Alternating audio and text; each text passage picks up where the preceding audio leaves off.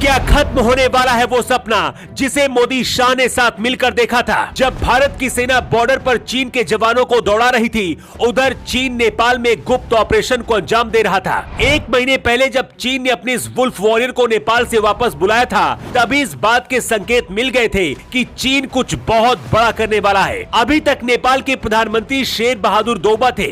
इन्हें भारत का सबसे अच्छा दोस्त कहा जाता है। ऐसा भी कहा जाता है कि अगर इस बार फिर से शेर बहादुर दोबा नेपाल के प्रधानमंत्री बनते तो नेपाल को दुनिया का पहला हिंदू देश भी बना सकते थे, लेकिन बहुमत नहीं होने की वजह से ऐसा नहीं हो पाया। नेपाल में प्रचंड सरकार आने के बाद अब चीन और भारत के दुश्मनों को सबक सिखाने के लिए पीएम मोदी 3 बड़े ऐलान करने की तैयारी कर रहे हैं। सबसे पहले आपको बताते हैं कि चीन ने कैसे नेपाल के अंदर अपने ऑपरेशन को पूरा किया।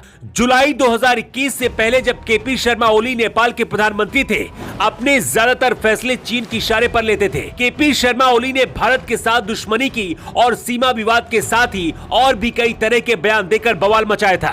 कहते हैं भारत के खिलाफ नेपाल को भड़काने के लिए चीन ने अपनी वुल्फ वॉरियर हाउ यानकी को नेपाल में रखा था। हाउ यानकी की पहुंच केपी शर्मा ओली के घर तक थी। ओली अपने ज्यादातर फैसले हाउ यानकी के इशारे पर लेते थे। जुलाई 2021 में शेर बहादुर दोबा जब नेपाल के प्रधानमंत्री बने तो चीन फड़फड़ाने लगा था, क्योंकि दोबा भारत के दोस्त हैं और भारत के साथ मिलकर काम करते हैं। नेपाल में जब पिछले महीने चुनाव हुआ, उस दौरान चीन पूरी कोशिश में लगा था कि ओली ही नेपाल के प्रधानमंत्री बन जाए, लेकिन नेपाल में किसी भी पार्टी को पूर्ण बहुमत नहीं मिला। तवांग में जब भारत और चीन की सेना के बीच तनाव चल रहा था, उसी दौरान चीन नेपाल में ओली सरकार बनाने के लिए अपना ऑपरेशन चला रहा था।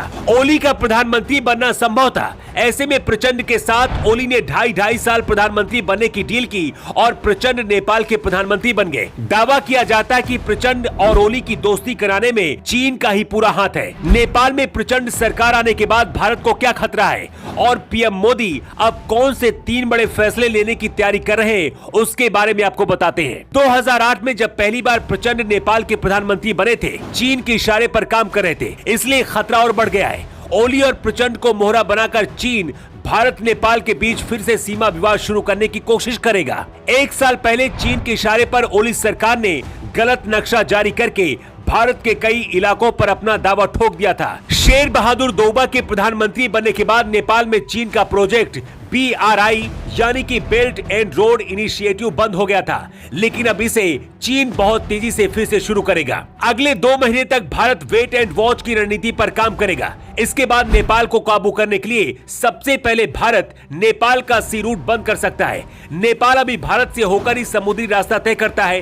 नेपाल के अंदर 70% सामान भारत से ही जाता है। मतलब अगर भारत पाबंदी लगा दे तो नेपाल में भूखमरी फैल सकती है। इसके साथ ही सूत्र बताते हैं कि अब जल्द ही पीएम मोदी काला पानी, लिम्पियाथुरा और लिपुलेख को लेकर भी नया ऐलान कर सकते हैं। पीएम मोदी का सपना था कि भारत नेपाल मिलकर साथ काम करे, लेकिन लगता है कि ये सपना टूट जाएगा। नेपाल की 80% जनता भी भारत के साथ है, लेकिन प्रचंड और ओली जैसे नेपाल के नेता चीन के इशारे पर अपने ही देश को बर्बाद करने में लगे हुए हैं। जिस तरह के हालात बन रहे हैं, ऐसी स्थिति में भारत को क्या करना चाहिए? अपनी राय आप कमेंट बॉक्स पर लिखकर जरूर बताएं। न्यू टाइम्स के लिए ब्यूरो रिपोर्ट।